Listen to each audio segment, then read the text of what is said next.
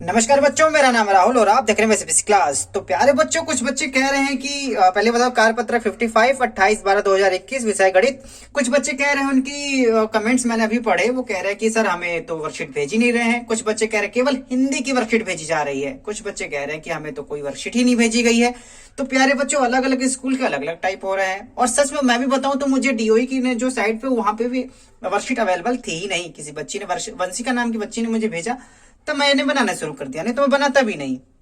तो आप लोगों का भी कहना सही है कि कोई भेज रहा है, कोई नहीं भेज रहा है, स्कूल से आ रही है, स्कूल से नहीं आ रही है। ठीक है, तो करना है कि नहीं करना है, ये प्यारे बच्चों आपके स्कूल टीचर पर निर्भर करता है, क्लास टीचर पर निर्भर करता है। वो चेक करने वाला है, नहीं करने वाला है। अगर चेक करेंगे तो फिर तो फंस जाओगे। जब वो भेज ही नहीं रहे हैं तो चेक कहां से करेंगे। तो हर एक बच्चे की परिस्थिति प्यारे बच्चों अलग अलग हिसाब से है।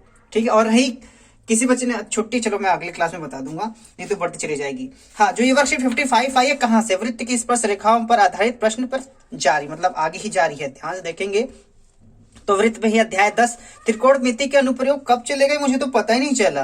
ये देने वाले हैं अभी तो। एपी आप आम आदमी पार्टी समांतर श्रेणी चल रही थी। ठीक है, तो आम आदमी पार्टी नहीं बोलते, वो मैंने मजे मजे बोल दिया। और वृत्त सर्कल, ठीक है, जो ये है सिद्ध करना है। वृत्त किसी बिंदु पर स्पर्श रेखा स्पर्श बिंदु से जाने वाली त्रिज्या पर लंब होता है। ठीक है, सिद्ध करने वाला है। ठीक है, यहाँ पे दो चीजें आपकी गई, उसी बेस पे ये क्वेश्चन लिया गया है जो कार्यपत्र है। तो यहाँ पे उदाहरण 1, उदाहरण 2, उदाहरण 3, इतने इतने भारी भारी उदाहरण दिए जा रहे हैं वर्कशीट में। फिर अगले ही दिन 5 वर्कशीट फिर पटक देंगे। पिछले साल जो ये भेज रहे तो ठीक है, लेकिन इस साल तो कुछ समझना चाहिए ना। चलो कोई बात नहीं प्यारे बच्चों, अगर आपको आंसर चाहिए तो फटाक से मैं आंसर लिख देता हूं मैं।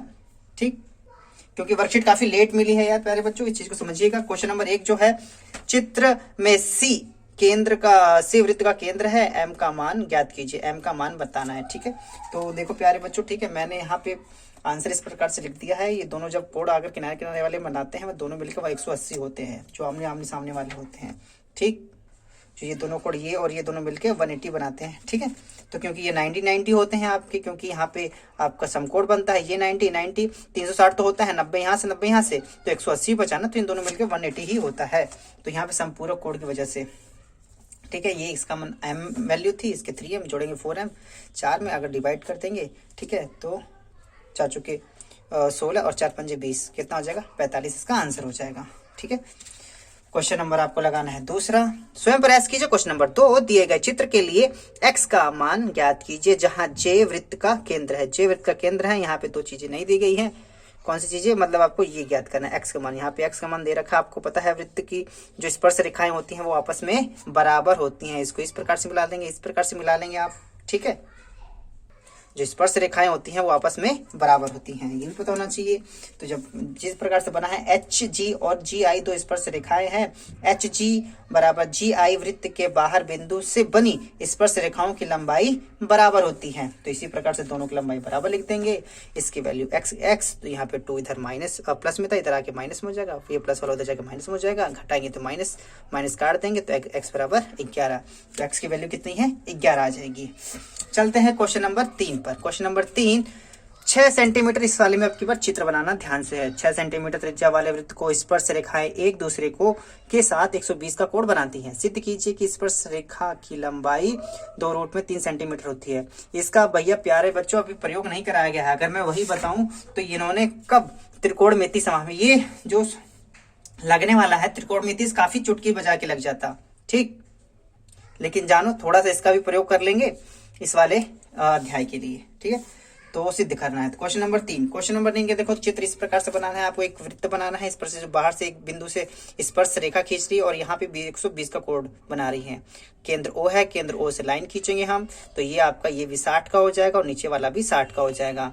ये 6 सेंटीमीटर है तो ये भी 6 सेंटीमीटर हो जाएगा, क्योंकि त्रिज्या सेम होती है। अब यहाँ पे देखेंगे AP और PB दो स्पर्श रेखाएं हैं, AP बराबर PB, वृत्त के बाहर बिंदु से खींची गई रेखाएं बराबर होती हैं, ये आपको लिखना होगा।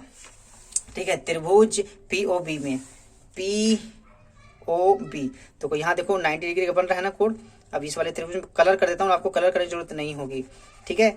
यहाँ पे एक समकोण त्रिभुज है, ये आधार हो जाएगा आपका, क्योंकि कोण यहाँ जहाँ पे एंगल बनता है वही आपका आधार, और यहाँ पे लंब, और यहाँ पे कड़ हो जाएगा, जिसे हम H और B और P से डिनोट करते हैं।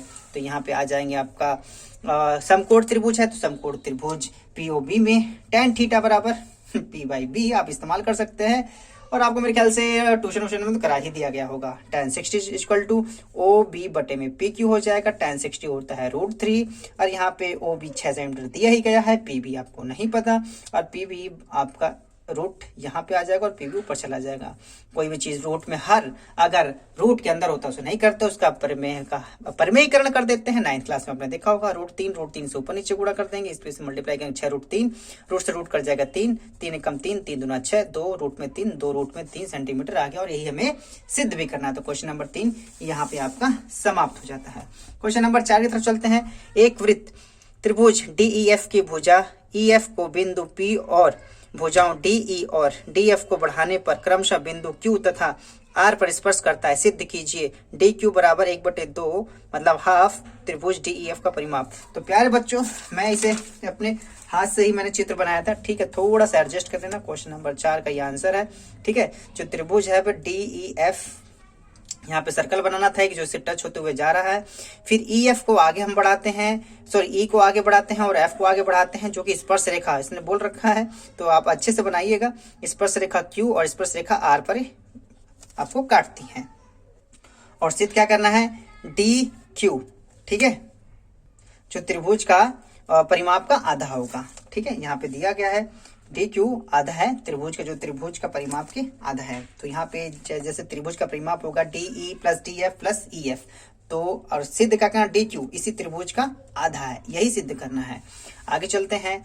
DQ बराबर DR, QE बराबर EP, क्योंकि स्पर्श रेखाएं प्यारे बच्चों ये आपस में बराबर होती हैं, जैसे कि आपको पता ही होगा। मैं आपको ऊपर दिखा दूं, देखो, जैसे कि EQ बराबर में EP, यही होगा आपका, ठीक है। दोनों स्पर्श रेखा आपस में बराबर होती हैं, तो प्यारे बच्चों यही लिखा गया है यहाँ पे, ठीक है। ये समीकरण नंबर 1, ये समीकरण नंबर 2 हो जाएगा। और DQ के लिए DE + EQ, DE का DE और EQ की जगह हम EP भी लिख सकते हैं समीकरण नंबर 3 से सॉरी समीकरण नंबर 1 से। एक में क्या है, QE बराबर EP, तो आपका जहाँ पे EQ होगा वहां पे EP भी लिख सकते हैं, EP भी हम लिख सकते हैं, इसको समीकरण नंबर 3 ले लेंगे। इसी हिसाब से DR बराबर DF प्लस में DR, DF का DF हो जाएगा, ये आपका FR, ये आपका FP था, ये P है FV, ठीक है। तो समीकरण नंबर 2 से आपको FP को आप लिख सकते हैं FR, ठीक है, यहाँ से FP को लिख सकते हैं FR। समीकरण नंबर ये हो जाएगा आपका 4। अब क्या करें, समीकरण नंबर 3 और समीकरण नंबर 4 को जोड़ देंगे, सिंपली समीकरण नंबर 3 और समीकरण नंबर 4 को जोड़ देंगे इस प्रकार से, ठीक है।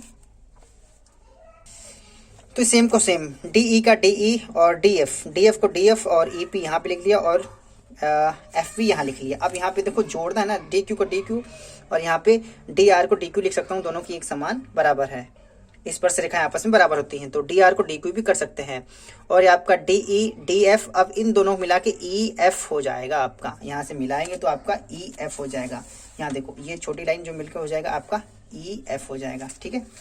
तो ठीक है, अब ये जो त्रिभुज की तीनों भुजाएं हो जाती हैं, DQ आपका 2DQ हो जाएगा, DE DF और EF ये त्रिभुज का परिमाप हो जाता है, और यहाँ पे 2 है, 2 यहाँ डिवाइड हो जाता है, और यही हमें सिद्ध करना है। तो यहाँ पे चीजें आराम से सिद्ध हो जाती हैं।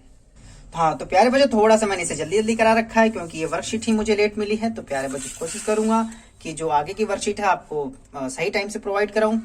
माय बेसिक क्लास की इस वीडियो को देखने धन्यवाद। तब तक ले जय हिंद, जय भारत।